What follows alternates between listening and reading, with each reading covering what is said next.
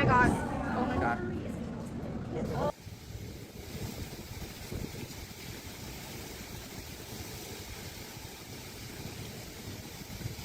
America is drowning. As July 2025 begins, the United States finds itself gripped by a triple flood disaster stretching across 3 states: Texas, North Carolina, and New Mexico. In just 1 week, torrential rains have triggered flash floods, river overflows, and infrastructure collapses, leaving a path of destruction that spans the heart of the country. The storms came fast, stayed long, and exposed the growing fragility of American infrastructure in the face of climate-driven extremes. While each region suffered its own nightmare, the message is unified. No part of the nation is immune. This report takes you inside the damage, the rescues, and the aftermath. From submerged suburbs in Texas to deadly mountain floods in North Carolina, and finally, to the shocking scenes of desert cities underwater in New Mexico. Texas was the first to fall. On July 4th, a stalled low-pressure system over the hill country unleashed relentless rain across central Texas. Within hours, rivers swelled to historic levels. The Guadalupe River rose over 8 meters, 27 feet, in less than an hour, overwhelming towns, roads, and entire communities.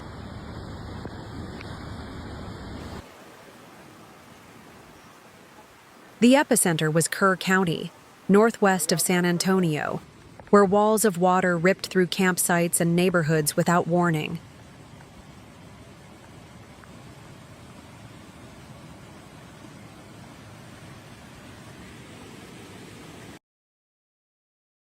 As of July 9th, at least 119 people have died, including 95 in Kerr County alone.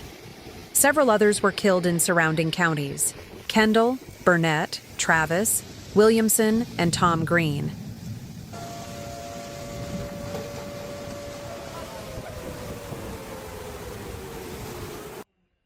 Okay, my house is flooding. Over 160 people remain missing, most feared drowned.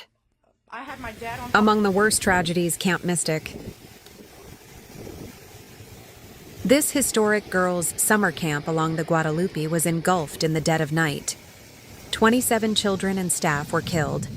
5 girls and 1 counselor remain missing.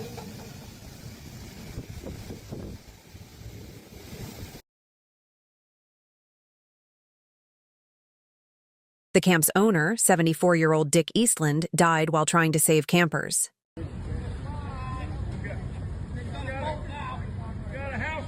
Emergency response was massive.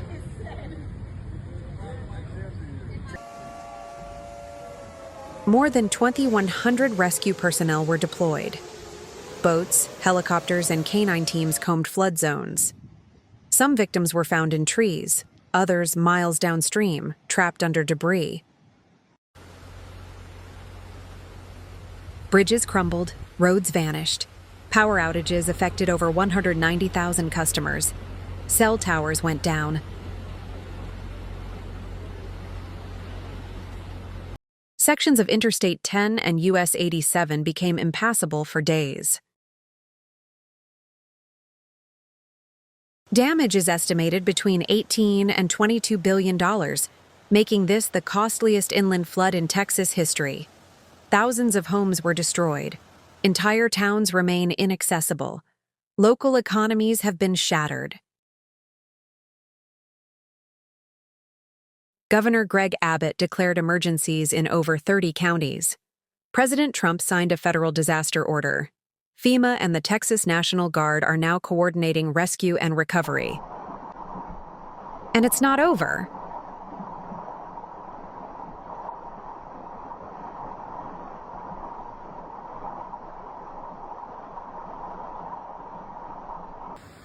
More rain is forecast in the coming days. The ground is saturated.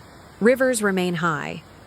For many Texans, the worst flood in a century has brought grief, loss, and uncertainty that will last for months, if not years.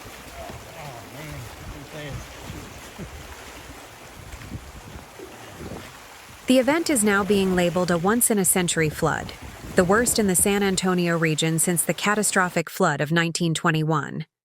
But for residents who lost everything in just one night, the data offers little comfort.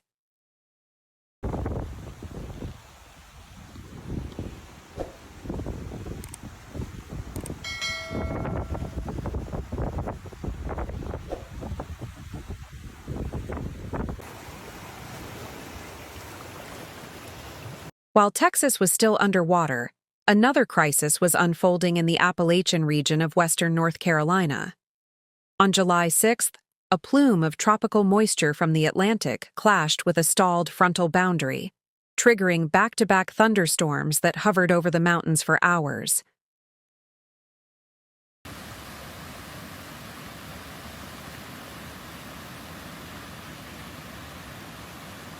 In Boone, Asheville, and Wilkes County, rainfall totals topped 180 millimeters, more than 7 inches, in less than 6 hours. On the steep slopes of the Blue Ridge Mountains, that kind of rain doesn't soak in. It moves fast.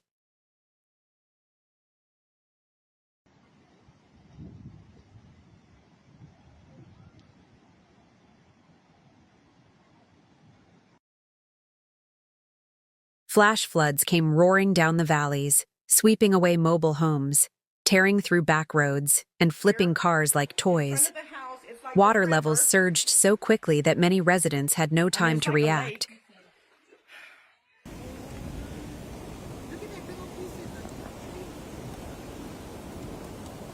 At least 6 people died. Among them was a young family camping near the Watauga River. Their riverside cabin was washed away during the night. Emergency crews later found debris from the structure more than 2 miles downstream. Rescuers say the scene was chaotic, power lines down, bridges collapsed, and 911 calls pouring in from isolated towns with no access roads left.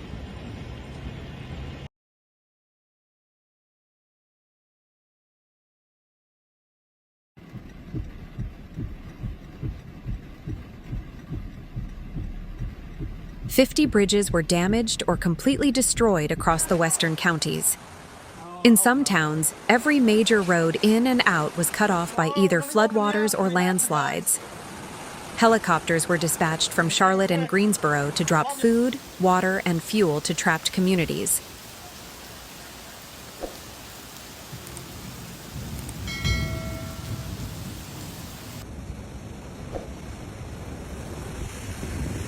Over 3,000 homes suffered damage, with hundreds completely destroyed. Schools and hospitals were forced to shut down. Mountain highways like US 321 and NC 105 crumbled under landslides and raging creeks. Emergency managers declared this the most devastating non-hurricane flood to hit western North Carolina in decades.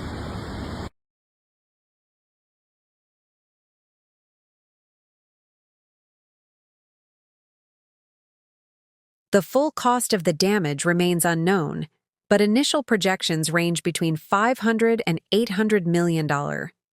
What began as a summer storm became a full-scale disaster in under 6 hours, and for many rural families, the recovery could take years.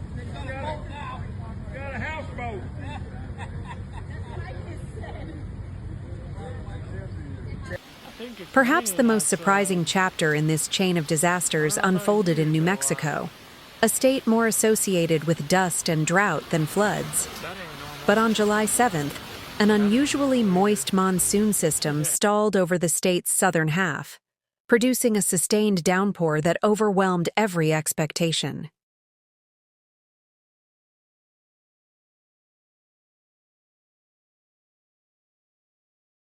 In Las Cruces, nearly 90 millimeters of rain fell in just under 4 hours. That's more than half the city's annual rainfall, in a single morning.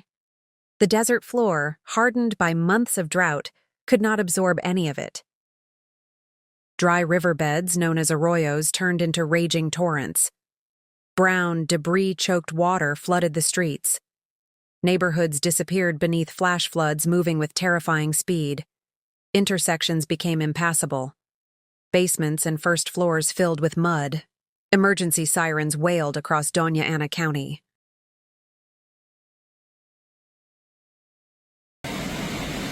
3 people lost their lives. 1 man drowned inside his vehicle beneath an underpass. 2 hikers were caught in a flash flood while exploring a canyon trail in the Oregon mountains. Rescuers airlifted more than 40 people to safety, and dozens more were pulled from submerged cars and rooftops. More than 200 homes and buildings were damaged, including several schools and 2 hospitals. Electrical substations failed across the Las Cruces metro area, leaving 18,000 customers without power. Water systems failed. The state issued boil water advisories in 4 counties due to contaminated wells and overflows from overwhelmed sewer systems.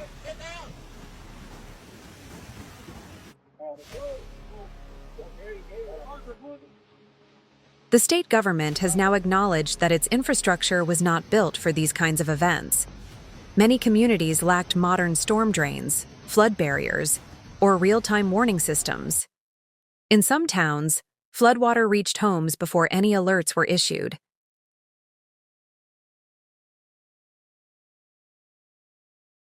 For New Mexico, this is a wake-up call. Flooding in the desert is no longer a theoretical risk. It's real, it's here, and it's deadly.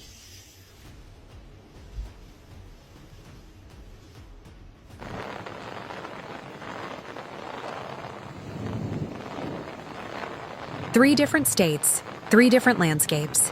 One common outcome: overwhelming, destructive flooding. So how did it all happen?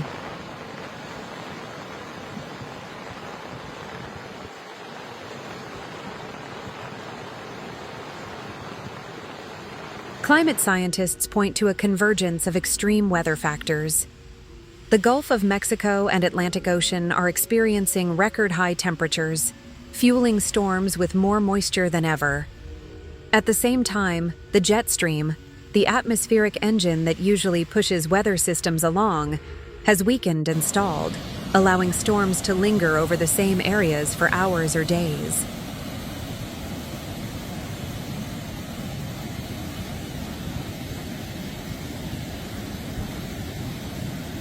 In Texas and New Mexico, prolonged drought hardened the soil, turning rain into runoff instantly. In North Carolina, steep terrain and saturated earth accelerated landslides and channelized floods into narrow valleys.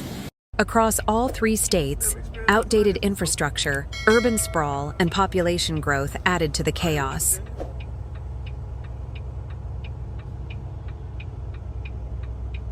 This is what experts now call compound climate risk, where drought makes floods worse, heat increases rainfall, and aging systems can't cope. These are no longer isolated events. They're part of a new and dangerous pattern. Oh my God! My God! Oh my God! More than 20 people have died in just 1 week. Thousands are displaced. Over $2 billion in damages has been recorded, and the numbers continue to climb. Rescue crews remain active. FEMA is stretched thin. Local governments are calling for more federal help, faster rebuilding, and stronger defenses. But the question is, will it be enough? With hurricane season now entering its peak and more heat waves on the horizon, America's summer of extremes may be far from over. And as long as conditions continue to align like this, storms like those seen in early July will no longer be the exception. They'll become the rule. Stay alert, stay safe, and stay prepared.